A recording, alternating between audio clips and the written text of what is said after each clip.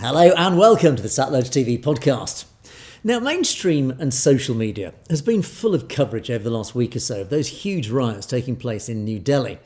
Also in that coverage were pictures and videos of Gurdwara Bangla Sahib opening its doors to provide sanctuary for those fleeing police brutality. So the young protesters were then offered medical aid, food, shelter.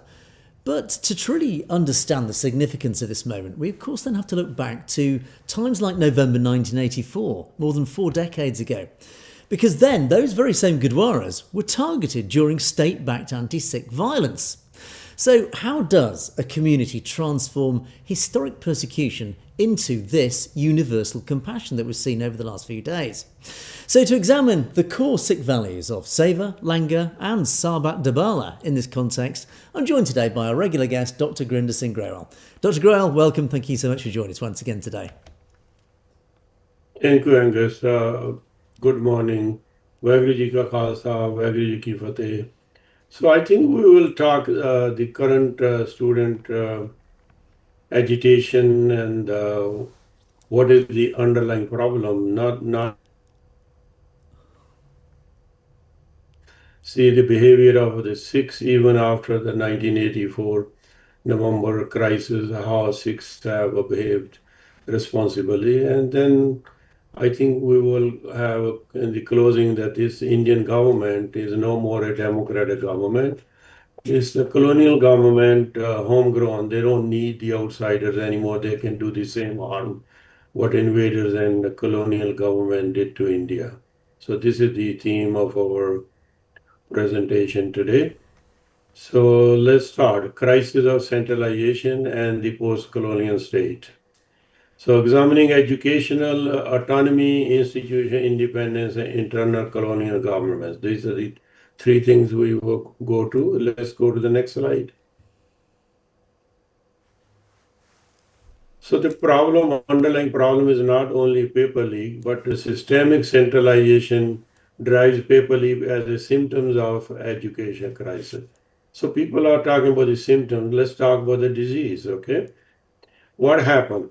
Centralization drift. In 1976, the 42nd Constitution Amendment shifted education from the state list to the concurrent list, initiating structural centralization, okay? Central bodies like National Testing Agency and nationwide entrance examination have further concentrated practical authority in the union government. Union government is run by criminals like Modi and Amit Shah, who totally are uneducated themselves. The drift curtails the local agency, reducing state ability to design education system tailored to their own language, local histories, and social realities. So, this NEET exam is an entrance exam nationwide. I don't even know we can call nation, India-wide, for entrance exam for the students who want to go to medical school, veterinary schools, or dental schools.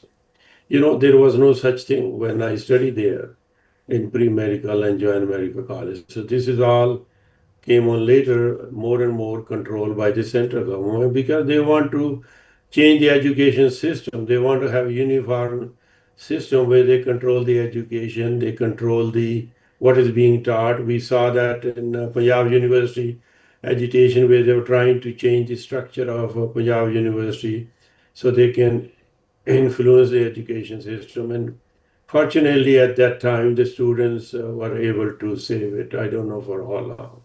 So the crisis is public outcry, routinely targets immediate flashpoint like examination paper leak, bribery, corruption, and political agitation. Crucially, paper leaks are not the entire disease. They are a direct symptom of excessive centralization and inadequately accountable system. There's no accountability, This company which was given the contract to conduct this NEET examination actually was a blacklisted company, but it was from the state of the education minister who refused to resign unless there was a big hue and cry. So this exposes the corruption. So more centralization means more corruption. A lasting solution requires a deep structural reform Simply arresting individuals, changing ministers will not fix these system failure. The education should be decentralized. The educational agitation must evolve from a protest against paper leaks into a broader democratic movement for educational decentralization, institution independence, and state autonomy. I don't see this discussion going on India-wide level, so I think I felt compelled that somebody should raise the question. Being a physician, I think we need to correct the disease rather than the symptoms. So this is one segment. Um, the administration failure shattered meritocracy. Okay, why should student demand honest examination be treated as criminals? We saw in Bihar the police running with AK-47, shooting their own students, their own children. And we saw in Delhi, they were hitting with wooden sticks, which they have nails in them, okay? And water cannons and whatnot. They beat them, even the ladies. Then, when they were going to their home, they were covering their face because the same streets, the injured lived. So people were putting them to shame. So this is, I think, what has happened. Yes, they have been able to achieve something. I think, like you remember, we talked about 3.5% of the people can bring about a change. They were not even 3.5%. I think if these students are smart and persistent, they need to go for decentralized education and decentralized administrative system in India. I think that is the solution. Treating symptoms will not bring about the change which is necessary. Okay. Next. So decentralization education requires restoring state authority over 5 pillars. Restore state authority, independent examination boards, transparent recruitment based, protect the universities, enforce official accountability. So these things can only be done in a decentralized system. So that is the, I think, real solution to the current student agitation. And they need to be serious in understanding the problem rather than the symptoms. So let's go to the next one. Next. So what happened? What happened in Delhi in 1984 November, and what happened in Delhi in July 2026? I think is worth examining. The whole comparison is something people should understand. A city transformed by memory, how Delhi's Gurdwara transitioned from targets of 1984 Sikh pogrom or genocide to sanctuaries during the 2026 student protest. So let's go to the next one. In November 1984, Operation Shanti, which was initiated after Indira Gandhi's death, which was actually going to happen whether she died or not. So it was labeled as anti-Sikh riots. It was not riot. It was a pogrom or genocide. The human cost, according to one author, Ahuja Committee, 3,006 killed in Delhi alone, but official number is 2733. But I think the actual number is much, much bigger in the whole India. State complicity, Nanavati Commission, evidence of political instigation by influential figures and deliberate passivity by the Delhi police and administration. So that commission brought out what happened. Only one person was punished, and even they're trying to get him one by one out of jail. So institutional impunity, Human Rights Watch and other organizations have claimed successive government failure to prosecute perpetrators, creating a lasting crisis of confidence in state neutrality. State was not neutral, state was accomplice. Rajiv Gandhi was the one who said, in Salo ko sabk dikha do. When bigotry falls, then earth shakes. So there was no protection from the government. Next. Sikh Gurdwaras contrast state failures by delivering aid without discrimination. So, dimensions. No, Delhi in November 84, comparison to recent student agitation. Core experience. Sikhs were targeted, murdered, and displaced homes, business, and gurdwaras destroyed while state help was absent. Not only state help was absent, state was a party to it. But look what happens in July 2026. Injured and standard students of all backgrounds see food, shelter, and medical assistance from Delhi Gurdwaras. Look at the comparison. Social dynamics.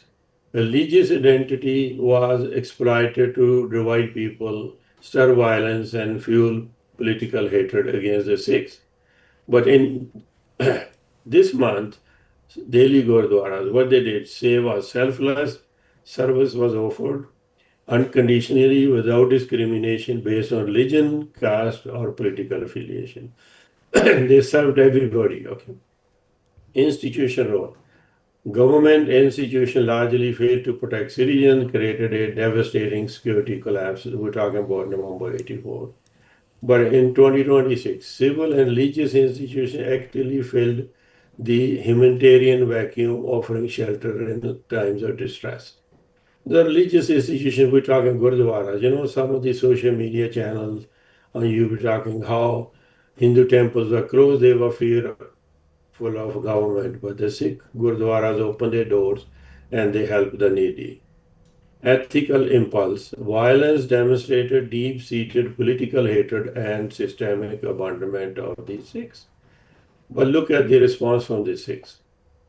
Gurdwara assistants demonstrated active Sikh principle of Seva, human equality, and Sarbat da Bhala, the welfare of all. So look at the difference of Delhi in 1984 and Delhi in 2026. It shows the Sikh belief system, Sikh character, and teaching of the Gurus followed in Gurdwaras. Next. So, catalyst in 1984, tens of thousands of young Indians mobilized against we're talking about 2026. Tens of thousands of young Indians mobilized against compromised examination paper leaks, corruption, and systemic youth unemployment. State response, barricades, baton deploys, AK-47 shooting, hitting them with the nails, water cannons, and hurting the students, their own children.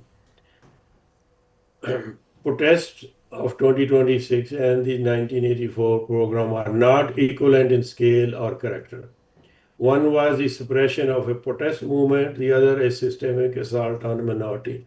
The profound connection lies in how civil society, that we're talking about the Gurdwaras, responded to the state violence. In 1984, the Sikhs were the victims of state violence. In 2026, they respond to the state violence by helping the injured and the needy. So, next. Here's some drawing picture of a Gurdwara. Doors are open. The clinic, injured protesters receive the first aid from volunteer medical students and physicians. They refuge, a temporary shelter offered to anyone fleeing the chaos. Kitchen, the Langar network deliver food and drinking water through police barricade during extreme heat. Assistant was not an institution endorsement of the protest political slogan. So they were not participating in the cause of students, but they were recognizing that injured or hungry human being must not be abandoned. So what we're saying, it doesn't mean that they agree with the student movement. They agree or disagree, that's not the issue. They responded to the needy, injured, hungry students. Next. The transformation of memory. Look, from Sikh target for religious identity In 1984, they assist the protesters regardless of identity. Sikhs were attacked, looted, or burned, but now the Sikhs provided first aid, food, water, and refuge. 1984, Sikhs' homes and business destroyed. In 2026, Sikhs' resources voluntarily shared with the public. In 1984, Sikhs were frequently failed to protect Sikh victims. Society failed, government was a cause of the problem. But in 2026, Sikh volunteers assisted those injured by police action. Religious identity in 1984 was the basis for exclusion and violence. Sikhs were the victims. But in 2026, religious principle as a base of inclusion and service. How Sikhs responded. In 1984, state failure identifies communal trauma. In 2026, civil society, that's Gurdwara, attempted to reduce suffering and restore dignity. So this is a contrast how Sikhs were victim to how Sikhs are protecting the and helping the injured. Next. The Sikh institutions, Seva, the self-led service, Langar, equality made institutional, Sarbat da Bhala, how they came together to help the injured and the hungry students and the victims of violence. So next.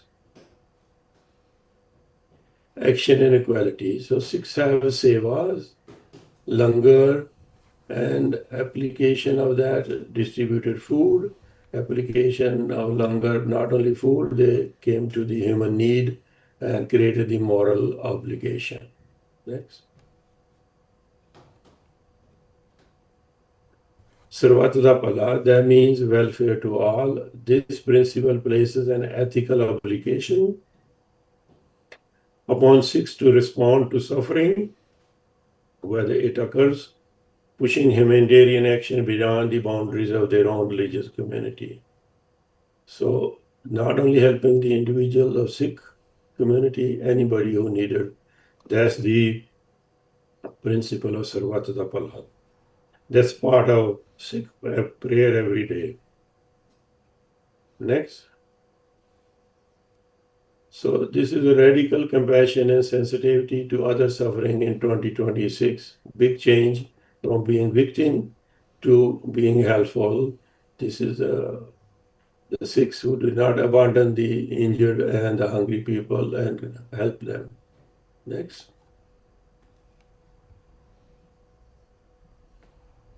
This is again how the state duty failed not only to protect the Sikhs in 84, they were part of the machinery to commit genocide of the Sikhs, but in 2026, Sikh Gurdwaras embodied equal human dignity and solidarity. When citizens must seek sanctuary in religious institutions after being injured or injured by police, it raises a serious question about the democratic governance. I think that'll be the next segment. So we can examine, is this a democratic government or not? Next. So we'll end this segment before we go to the democratic government or not, enduring architecture. You burned our Gurdwaras, but you could not extinguish the principle they uphold. When we suffered and protection was denied to us, we resolved that when others are harmed, we will not deny them comfort or refuge. I think this is the conclusion, not my conclusion, this is the conclusion of Sikh nation based on the Sikh principles.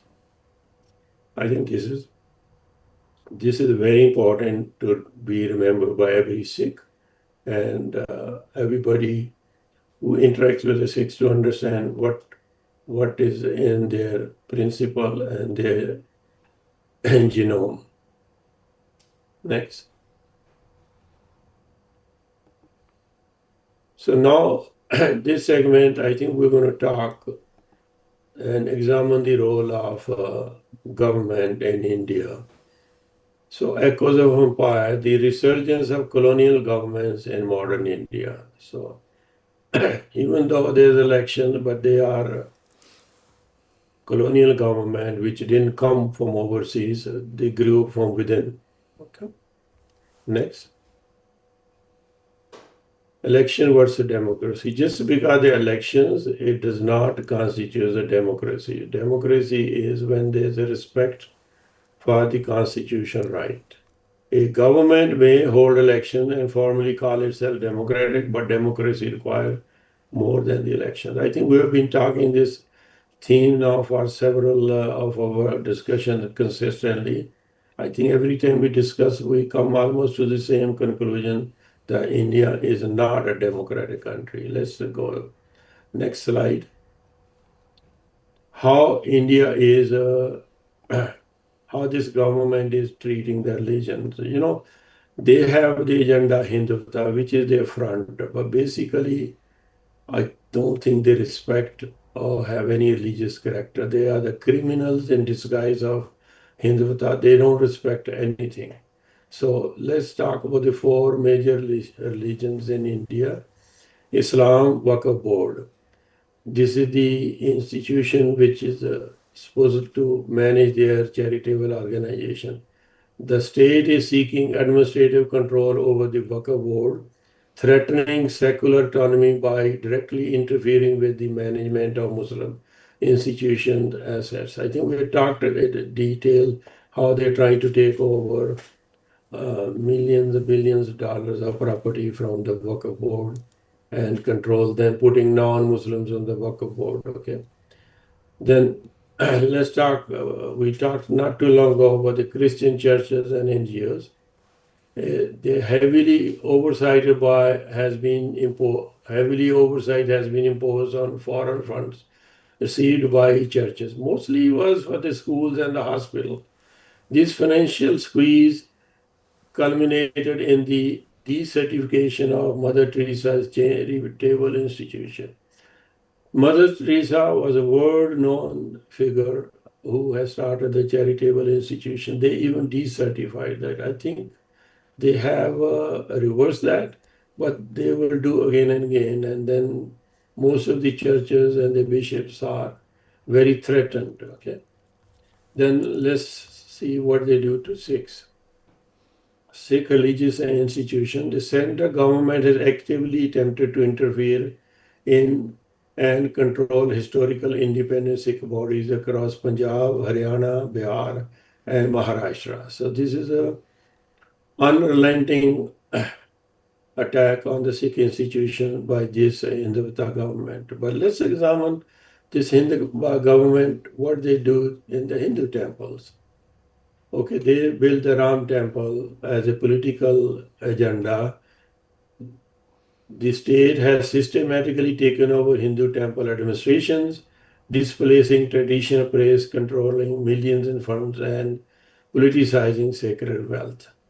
Yeah, they're talking about Hindu religion, but they removed the traditional Hindu priest Shankaracharyas from the control of this Ram temple, which is controlled by RSS BJP. Now, the investigations of who knows what, they say 200 crore, I don't know how much wealth they have stolen and they're using for political purposes. So I think the people who believe in Hindu religion, they should wake up. They should wake up, really realize that this government, BJP, RSS, they are not protecting the Hindu religion. They are the robbers, gundas, and all they want to control is the wealth which temples have. So they don't respect any religious principles. I think this is obvious what is happening now. Next.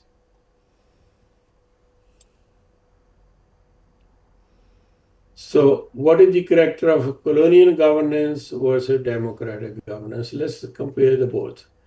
In colonial governance, power is imposed by a foreign or unaccountable ruling authority.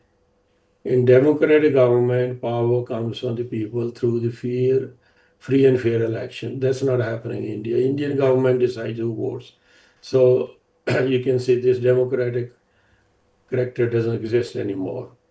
Colonial government protects the interests of the ruler and maintain control over the population. Democratic governments serve the public and promote citizens' welfare, rights, and security. Now we've seen this is not true for the Indian government. What we've seen last few days at different places in India, it is more of a colonial character trying to preserve their power. Colonial government character. People are often treated as subject to be controlled. Okay, in democratic government, people are recognized as equal citizens with constitutional rights. So, we saw the character of the government. They failed to do that. In fact, they behaved more like a colonial government. Colonial government officials are primarily accountable to the ruling power. Officials in democratic society are accountable to voters, legislature, court, and the constitution. We saw how ministers are only accountable to the prime minister and home minister. We saw, unless there was big agitation, hue and cry, they did not care. This is the first time in 12 years a BJP minister has resigned. So they are basing more like a colonial government. Colonial government protest is frequently treated as disobedience or rebellion. In democratic society, peaceful protest is protected as a legitimate form of democratic participation. So it's obvious the character of the government, what the whole world saw in last whole week was not a democratic government character. It was more like a colonial government. Colonial, just because they grew from within doesn't mean they are not a colonial government, okay? So next is how step by step they have criminalized the grievances. So if you complain, you become criminal. That's what happened to the students. Next. Echoes on the ground, methods of control. What they did, lathi charge. Lathi charge is baton. They beat the students with a baton. Use of pellet guns. Report of police official carrying AK-47 style rifle during civil protest in Bihar. Everybody has seen that picture. I think if you have not, I can send you one. Colonial police conduct. Police are used to suppress dissent, intimidate the population, and protect those in power from public criticism. So what I am saying, I think this is the only conclusion we can draw from the current conduct of the Indian government during student agitation. Next. Web of institution erosions, BJP, RS system and political elite. They control the media, they control the judiciary, they control the law enforcement, they control the public body. Institutions are politicized and expected to show obedience. Citizens begin to view the government as an occupying authority rather than a public institution established to serve them. I'm not the only one saying it. If you go on several YouTube channels, many other people who have some morality left, they're talking the same thing, that this current government is behaving like an occupying authority rather than a public institution. Next. Capture of the sacred.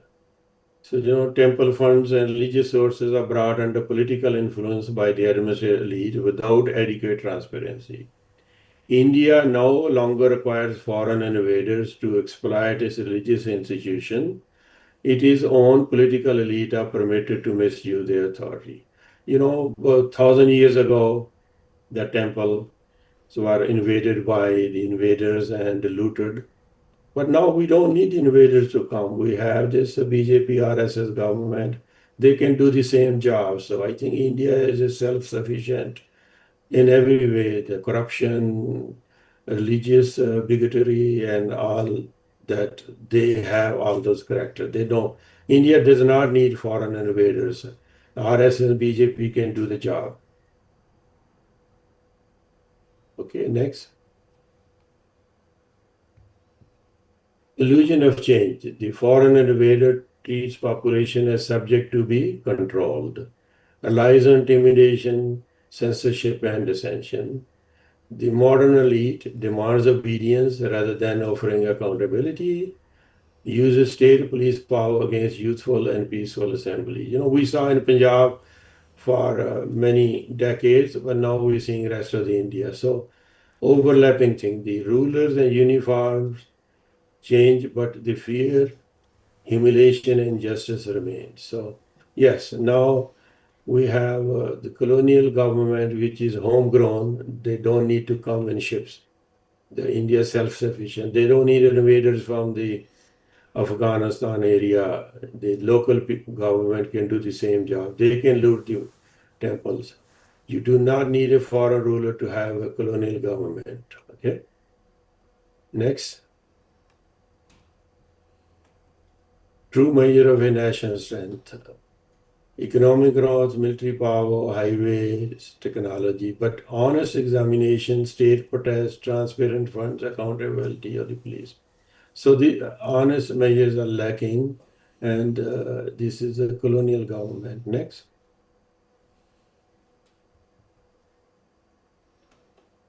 A democratic government is accountable to the people. A colonial-side government expects obedience from them. So what is the character of BJP government and RSS ideology?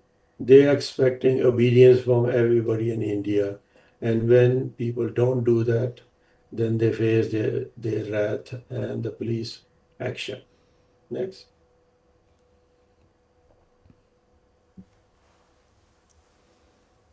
Colonial exploiters' role.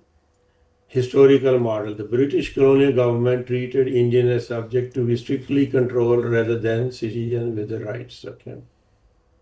Now, current democratic principle. A genuine post-colonial democracy must treat people as citizens, possessing full constitutional right. But there's no difference. The British gave control to the Indians, and they are capable of doing the same job.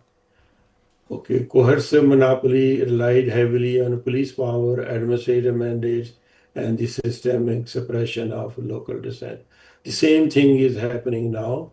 It's just color of the people, the governing people have changed.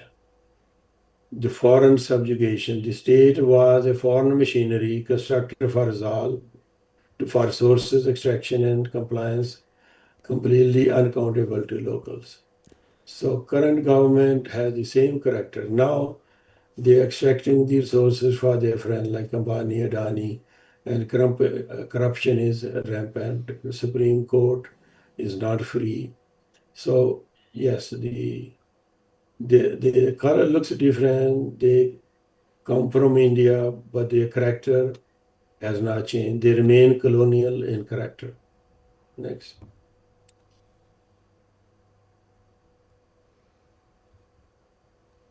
Generally, democratic state must secure federalism and institution independence. Did independence merely transfer government power from foreign ruler to Indian ruler, or did it establish a genuinely democratic system accountable to the people? Federalism, no federalism in India. Institution independence, no institution independence. Supreme Court is not free. Universities are not free. Education system is not free. Protection of dissent. You can see if you don't agree with the government, you are arrested, beaten up, face AK-47s. Police accountability. Police is only accountable to the government. But enough, if enough people have uprising 3.5%, this police will break down. Even now, some communities, they were so afraid, they were covering their face when they go home.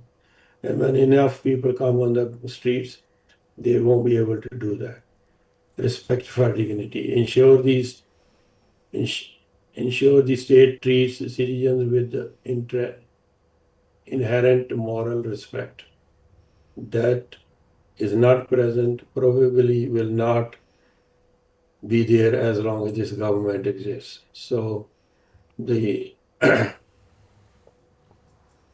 the whole presentation, I think we can conclude all these problems are too much centralization, too much power in the hands of few, and no true democracy functioning. Is a colonial character of the government.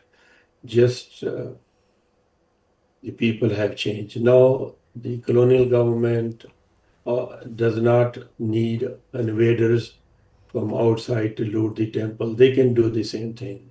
They can do the same corruption that colonial government did. I think the moral of the story is that decentralization, the solution, but people are not understanding. The student agitation is not going for the underlying problem, but talking about the symptoms. Even the opposition is not talking about the disease and the solution. They're only talking about the symptom. That's why I don't see the real solution coming to current India and Indian government. I think the system is failing, it's going to collapse.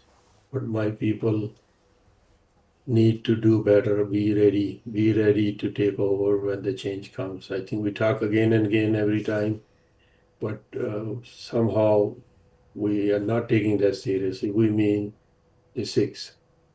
We need to do that more serious preparation. Thank you, Angus. Yes, thank you, Dr. Grail. That's fascinating. We have a philosophy here in the West, actually, that we often talk about when you compare any sort of authoritarian or totalitarian regime to a genuine democracy like we enjoy, we take for granted, actually, here in the West. And that philosophy is the government in any democracy should fear its people. But a democracy is not a democracy, it is a totalitarian regime when the people fear the government. There is a very clear distinction there. The government should fear the people in a democracy. When the people fear the government, that is not a democracy. Do you think in India today the people fear the government, or do you think the government fears the people? I think it's very obvious people fear the government. Government is not fearing the people, but they can be made to do that if people understand what their rights are. As long as they keep tolerating the oppression, I think they will continue to do what they are doing. So I think to bring about the change, to have that in action where the government fears the people have that duty to do the uprising and make them do it. As long as people keep tolerating, why should they change? Indeed. And of course, there is that tipping point which you've referred to, that 3.5%. You need about 3.5% of people to essentially, in simple terms, take to the streets to bring about any sort of regime change, to create that tipping point when the police themselves realise they're on the wrong side and they then change sides. But of course, the problem that ordinary Indians have, and I include Hindus, especially as anybody else in this, is that it's like the metaphor, the lobster being boiled alive. It is through these very slow incremental steps that people don't realise until it's too late that essentially India is a colonised country that was essentially inherited from the British. And a clear sign of this, and I think you referred to this in your discussion, which was interesting, it's all about centralisation. And we often, and have done in past podcasts, referred to the USSR, the Soviet Union, as a very good case study of this. The USSR centralised as much control, as much administrative diktats from Moscow right across the USSR. And of course, the education system is just one very small part of that same sort of ethos, that centralising of power. Do you think then it's interesting that you've referred to education being a key point? The CJP protests, likewise, and the students at Punjab University, they've all been rebelling, taking to the streets. But of course, specifically, the Punjab University protest is primarily about that very thing. It is about the managerial power of Punjab University being centralised back to New Delhi. So do you think it is indeed a very slow but very deliberate, insidious agenda that the RSS, Hindutva, whatever you want to call it, the Brahmins, the governing elite of India, do you think they are using education as one of those areas to centralise control? Because of course... Yes, definitely. They want to change the system where people only learn what they want them to learn. They want to do research on cow urine, cow dung, instead of doing some chemistry experiments. They are going backwards. I hope some of these cockroach party, Janata Party people are listening to us and think about we are talking about the disease, not only the symptoms. I think when you do symptomatic treatment, it helps you a little bit, but then disease progresses until it takes over the whole body. So I think if the Indian people want a solution, they need to force them to decentralize.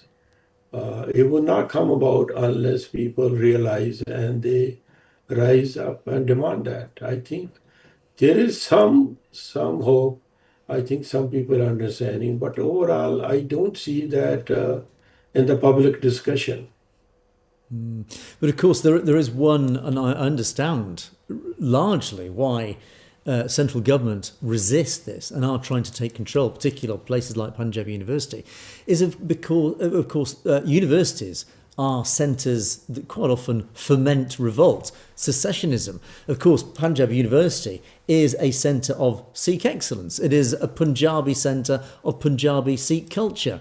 Of course, they're trying to take control of that and remove it. They're trying to remove that identity because, of course, that then leads, without doing that, it then leads naturally to secessionism. It leads to that call for a sovereign nation. So I guess, again, this very slow but very deliberate agenda is to try and stamp down on any core, any nucleus of secessionism taking hold and growing. And universities are a prime location for that. Look, the good example is what we have talked a few times. We even mentioned today, this 3.5% rule. Where did it come from? It come from Harvard University researchers. They are the one who published did the analysis and research, and we read, and we're the beneficiary of learning from that, even though we didn't pay a dollar fee to the Harvard University. We need the universities to be free and people to learn, have open mind, and not what only the government wants them to learn. Indeed, fascinating stuff. But indeed, there we must leave it. But we will be talking again with Dr. Grau soon to continue this fascinating discussion. And of course, events continuing in New Delhi, which we'll keep a close eye on. But in the meantime, Dr. Grau, it's been an absolute pleasure as always. Thanks so much for joining us once again. Thank you, Angus. Vaheguru Ji ka Khalsa, Vaheguru Ji ki Fateh.